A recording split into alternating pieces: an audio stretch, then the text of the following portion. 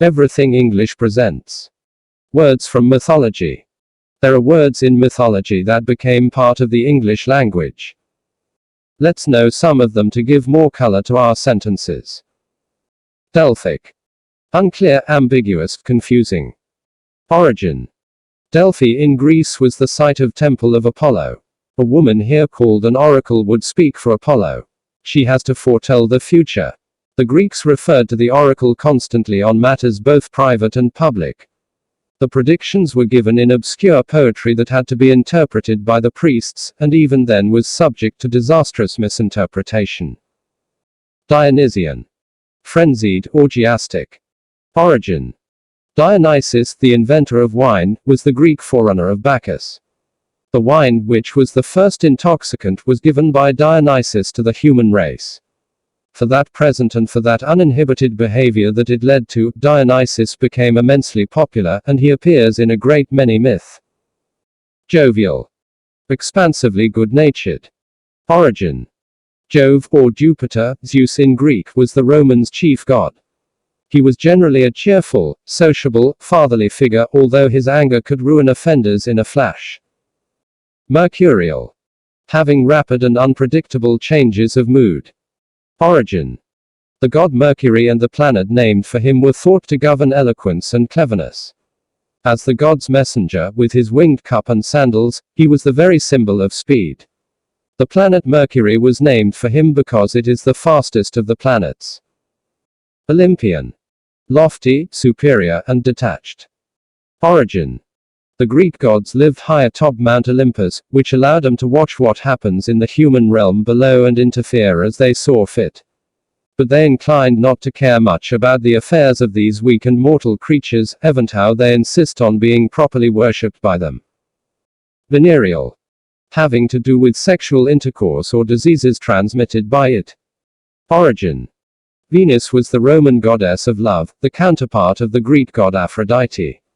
Since she ruled all aspects of human sensuality and sexuality, she has given her name to the diseases acquired through sexual contact.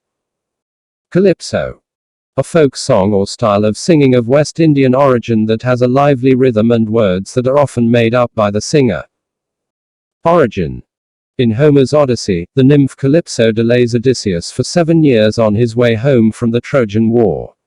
She uses all her wiles to hold him on her lush, hidden island, but he still craves for home. The calypso music of the West Indian islands has the same captivating, bewitching power as the nymph. Odyssey. 1. A long, wandering journey full of trials and adventures. 2. A spiritual journey or quest. Origin. Odysseus, the hero of Homer's Odyssey, spends 20 years traveling home from the Trojan War.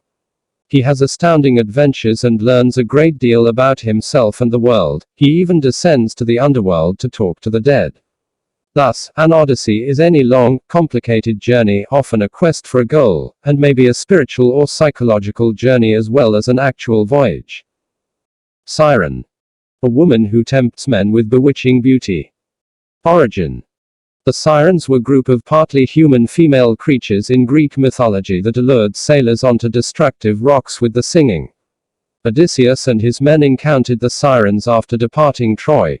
The only way to sail by them out of harm was to make oneself deaf to the bewitching song, so Odysseus filled the men's ears with wax.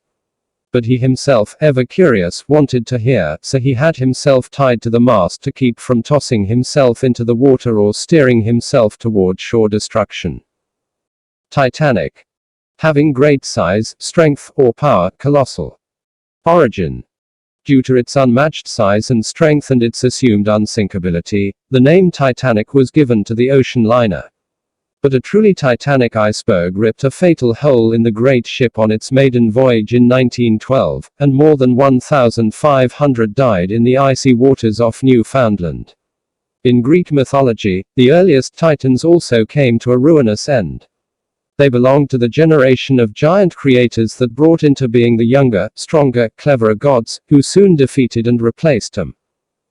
There you go. Now you can start using them in sentences. Stay tuned for more words from mythology.